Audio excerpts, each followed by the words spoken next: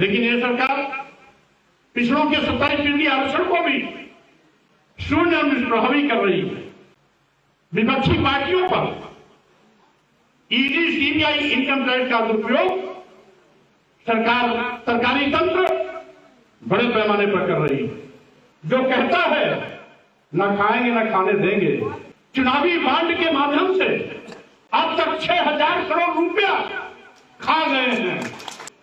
यहां तक कि तमाम चैनलों को सरकार ने खरीद भी लिया। वोट हमारा, राज तुम्हारा, वोट हमारा, राज तुम्हारा। करोड़ों करोड़ नौजवान बेरोजगारी का दंश झेल रहा है।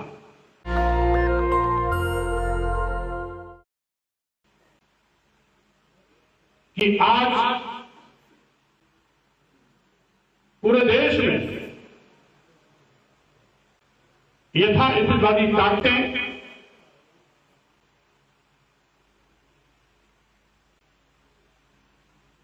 बड़ी मजबूती से अपनी जड़ें जमा रही हैं। इंसानियत और मानवता का कत्लेआम किया जा रहा है। सत्ता में बैठे हुए लोग देश के नौजवानों को बेरोजगार बना रहे हैं। करोड़ों करोड़ नौजवान बेरोजगारी का दंश झेल रहा है। करोड़ों करोड़ नौजवानों के सामने आज उसके नौकरी और रोटी का खतरा दिखाई पड़ रहा है। सरकारी नौकरियां गायब होती जा रही हैं। महंगाई से आम जनता की कमर टूट रही है। छोटे और मध्यम व्यापारियों ने जो कभी अपना वोट और नोट दोनों देके सरकार बनाई थी, उनका भी शोषण जीएसटी और ईडी के माध्यम से हो रहा है।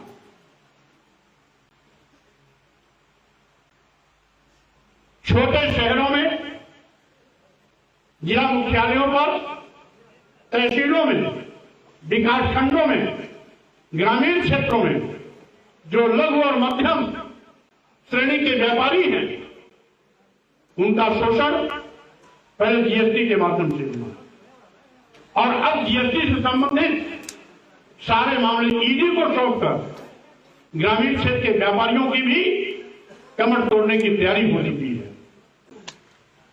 आज भारतीय संविधान खतरे में है।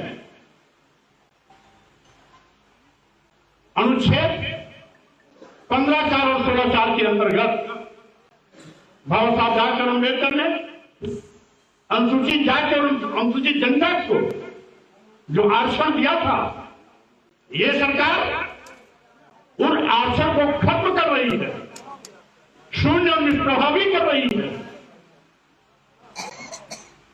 जब भी विज्ञापन निकलता है तो अनुसूचित जाति और जनजाति के 22-23% आरक्षण के बदले कहीं 3% दिया जाता है, कहीं 4% दिया जाता है, कभी कभी विज्ञापन में 0 पर उड़ा दिया जाता है। भारतीय संविधान के अनुच्छेद 340 के अंतर्गत पिछड़े वर्गों को जो मंडल आयोग की सिफारिश के बिना पर 27% आरक्षण मिला था। आरक्षण की सृष्टि तो 52% की थी, क्योंकि माननीय सर्वोच्च न्यायालय का एक निर्णय था जिसमें निर्देश था कि 50% से ज्यादा पद आरक्षित नहीं किए जा सकते।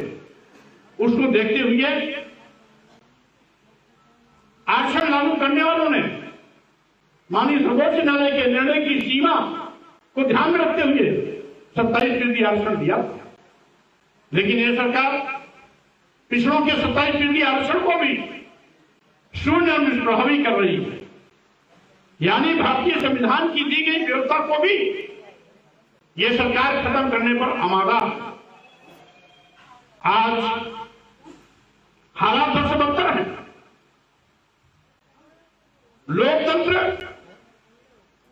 कुचला जा रहा है, लोकतांत्रिक मूल्यों की हत्या हो रही है। लोकतंत्र को दबाने के लिए विपक्षी पार्टियों पर ईडी, सीबीआई, इनकम टैक्स का दुरुपयोग सरकारी तंत्र बड़े पैमाने पर कर रही है।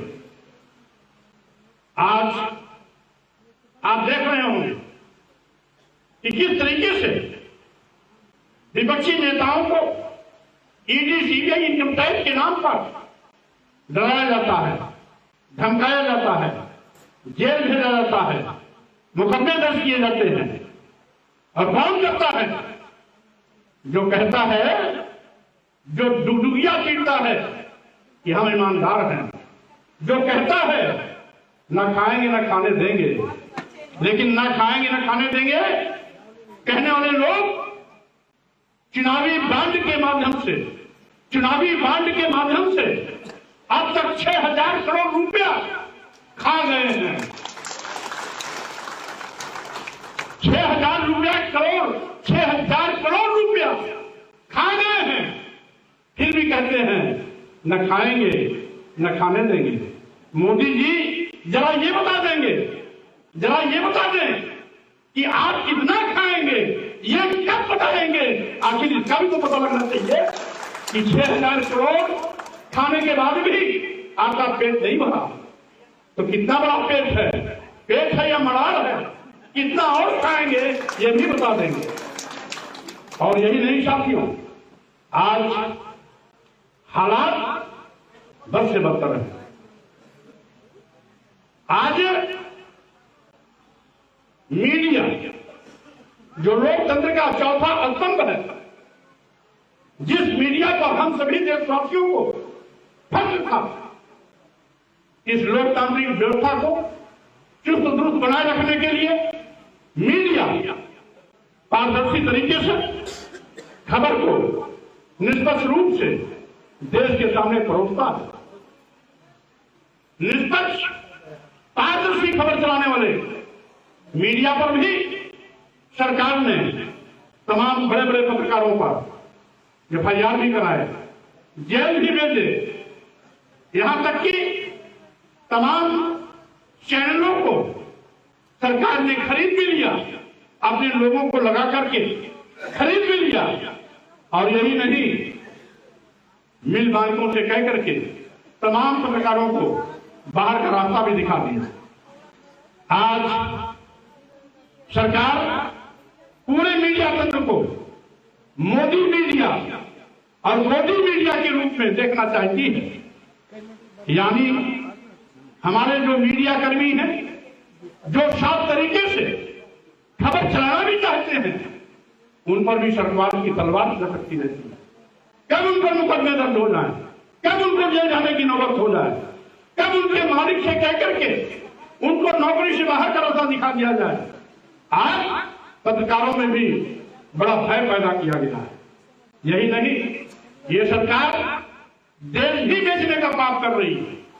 आप जानते हैं हमारे पढ़े लिखे नौजवानों की जिम्मेदारी कि जो कहते हैं न खाएंगे न खाने देंगे, उन्होंने देश के सभी बंदरगाह बेच दिए, देश के सभी बंदरगाह बेच दिए, सभी एयरपोर्ट बेच दिया, एयर इंडिया भी दे दिया, सभी रेलवे स्टेशन बेच दिए, कई दर्जन ट्रेनें भी दे दिया, किसको? अदानी और अंबानी को। यही नहीं, एलआईसी जैसी बड़ी संस्था भी बेच दिया, जिसमें लाखों लाख लोग काम करते हैं। आखिर ये देश क्यों बेचा जा रहा है? ये सरकारी उपक्रम, ये सरकारी विभाग, ये सरकारी संस्थान जिसमें नौजवानों को सरकारी नौकरियां मिलनी चाहिए, वो पूंजीपतियों के हाथों में जा रही है, वो निजी हाथों में बेच दिए जा रहे हैं। अगर निजी हाथों में चले जाएंगे तो आगे भी नौजवानों को इन विभागों में सरकारी नौकरियां नहीं मिलेंगी। धर्म के नाम पर, राम के नाम पर, प्राण प्रतिष्ठा के नाम पर ये केवल इनका दिखावा और छलावा। और साथ ही साथ साथियों, मैं कहना चाहता हूं, आज इन सभी खबरों को भागते हुए मैंने ऐलान किया कि इंडिया अलायंस इस समय देश की आवश्यकता है।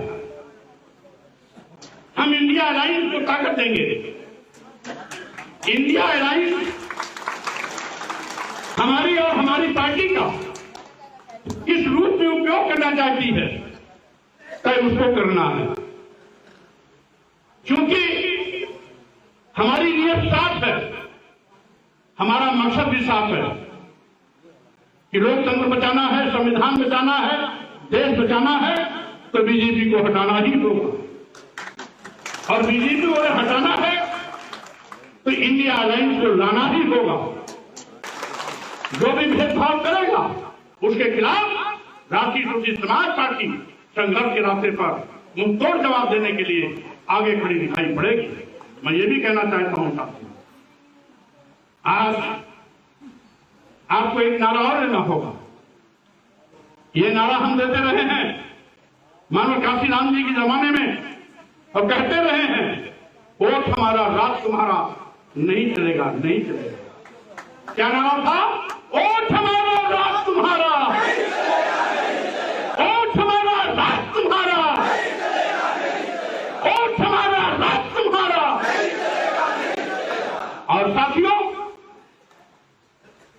10 का शासन 90 पर नहीं चलेगा, नहीं चलेगा। 10 का शासन 90 पर नहीं चलेगा, नहीं चलेगा। तो फिर एक बार नारा हो जाए, 10 का शासन 90 पर, 10 का शासन 90 पर, 10 का शासन 90 पर। वोट हमारा राज तुम्हारा, वोट हमारा राज तुम्हारा। इसलिए साथियों, इस मूल मंत्र के साथ आप जाइएगा। हमारी राजनीति में कोशिश होगी कि सबको न्याय मिले। समतामूलक समाज बनाने के लिए हम आगे बढ़ें। सामूहिक रूप से हम अपने महापुरुषों के उस विचारधारा को, उस विचारधारा में समाज बनाएं, राष्ट्र का निर्माण करें। भारतीय संविधान की मंशा के अनुरूप जातपात, छुआछूत, ऊंच नीच भेदभाव को खत्म करें। गैर बराबरी को हम समाज से मिटाएं, समता का भाव लाएं, मानव एक समान की विचारधारा पर समाज का निर्माण करें। और साथ ही साथ साथियों, हमारी ये भी कोशिश होगी कि मानव काशीराम जी ने एक नारा दिया था कि जिसकी जितनी संख्या भारी उसकी उतनी भागीदारी। इस फार्मूले के मुताबिक हम राजनीति में भी सबकी समानुपातिक हिस्सेदारी को सुनिश्चित करेंगे, बिना भेदभाव के। हम उनकी संख्या के अनुपात में सत्ता शासन में सहभागिता भी सुनिश्चित कराने के लिए कृत संकल्पित है।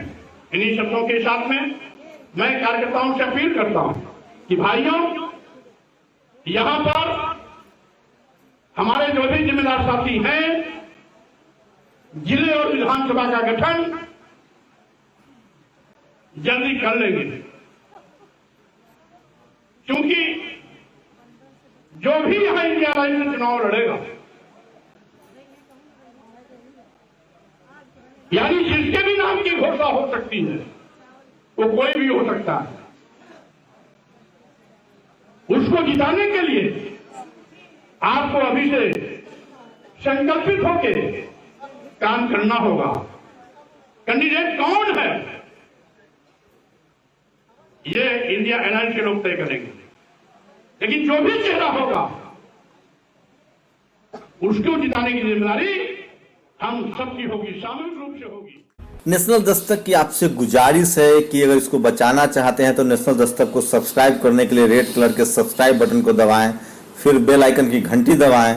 नेशनल दस्तक को बचाने के लिए बहुत जरूरी है कि हर खबर को शेयर करें, लाइक करें, कमेंट जरूर करें।